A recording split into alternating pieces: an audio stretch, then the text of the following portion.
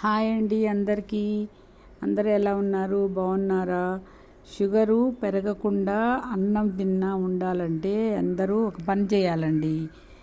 ముందు ఎసరు పెట్టుకొని బియ్యం కడుక్కొని అక్కడ పెట్టుకొని రైస్ కుక్కర్లో కానీ విజిల్ కుక్కర్లో కానీ అన్నం వండకుండా ఇట్లా ఎసరు పెట్టుకొని ఎసరు బాగా ఇట్లా కలపలా మరిగేటప్పుడు అందులో కొంచెం సాల్ట్ వేసి, ఎసరు అంటే బియ్యానికన్నా డబల్ ఎక్కువ పెట్టుకోవాలి, వంపుకునేటట్టు పెట్టుకోవాలండి.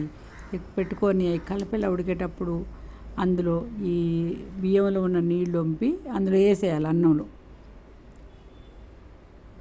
ఎసరులో వేసేయాలండి. బియ్యాన్ని ఎసరులో వేసి ఒకసారి కలపెట్టుకోవాలి, లేకపోతే ఎందుకంటే గడ్డలు గడ్డలాగా అయింది.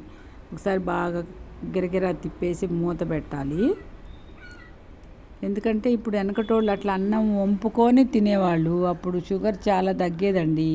ఇప్పుడు ఏం చేస్తున్నాం అంటే మనం అత్యవసర పెట్టి అందులో గంజి అందులోనే పెట్టేసరికి అందులో స్వీట్ ఎక్కువ ఉండి అన్నంలోనే ఉండిపోయి షుగర్లు పెరుగుతున్నాయి. అందుకు అట్లా కాకుండా ఎసరబెట్టి వెనకట్లాగా మా అమ్మ వాళ్ళు కూడా అంతే, చాలా పెద్ద పెద్ద గిన్నెలైనా ఎసరబెట్టి అన్నం వంపేవాడు. ఇప్పుడేమో వాళ్ళు బద్ధకం వేసి అక్కడ ఎవడు నిలబడతాడు స్టవ్ దగ్గర అని కుక్కర్ పెట్టి వచ్చి 2 విజిల్లు రాగానే బంద్ చేయటం, కాముగా ఊరుకోవడం.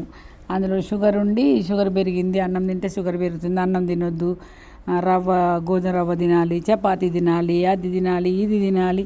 అవన్నీ అవసరం లేదండి.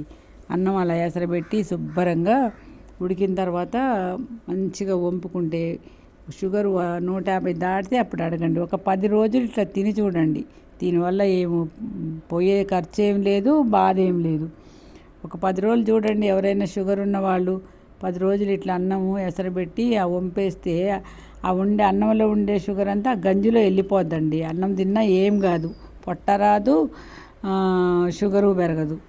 మీరు కూడా అట్లా ఒకసారి వండుకొని చూడండి. నేను అంతే వండుతా. ఇంతకుముందు నేను కూడా కుక్కర్లోనే పెట్టేదాన్ని. కుక్కర్లో పెట్టేసి 2 విజిల్లు వచ్చాక టింగును బంద్ చేసేదాన్ని. ఇప్పుడు అట్లా కాకుండా బియ్యం కడిగి అక్కడ పెట్టుకొని బియ్యం కొంచెం నానాక ఎసరు పెట్టుకొని ఎసట్లో బియ్యం వేసి అన్నం ఉడికిన తర్వాత అన్నం చూసుకొని వంపుకొని మళ్ళీ శుభ్రంగా గంజి ఒక చుక్క గంజి లేకుండా మొత్తం వంపేసుకొని మళ్ళీ దీన్ని తీసుకెళ్ళి మళ్ళీ పొయ్యి మీద పెట్టుకోవాలి.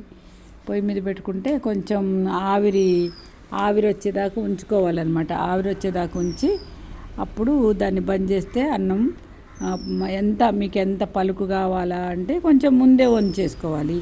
అవసరం లేదు మెత్తగా కావాలంటే ఇంకా కొంచెం సేపు ఉడకనియాలి.